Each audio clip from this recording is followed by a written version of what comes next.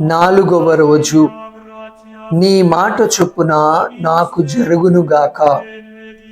నజరేతులోని ఒక యువతి చెప్పిన వచనం వల్లనే సకల చరిత్ర మారిపోయింది.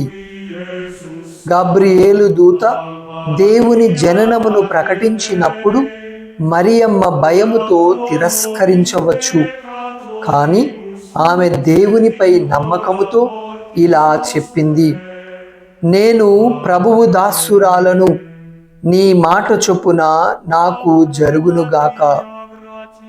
మరియమ్మ యొక్క ఈ ఫియాత్ వచనం అంటే అంగీకారం దేవుడు మానవుడిగా మారడానికి అవకాశం ఇచ్చింది.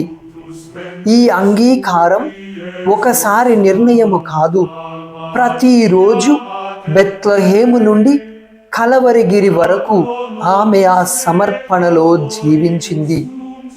దేవుడు చిన్న మరియు పెద్ద విషయాల్లో మనల్ని విశ్వాసములోనికి ఆహ్వానిస్తూ ఉన్నాడు. మరి మనం దేవుని చిత్తాన్ని తెలుసుకోవడానికి ప్రయత్నిస్తూ ఉన్నామా? ఈరోజు ప్రత్యేక విధముగా ప్రభువా, నీ మాట చొప్పున నా జీవితములో జరుగునుగాక అని ప్రార్థిద్దాం. అమ్మా మరియమ్మ, నీ విశ్వాసం మరియు విధేయత మాకు నేర్పుము. దేవవర ప్రసాదము చేత నిండిన మరియమ్మ వందనము.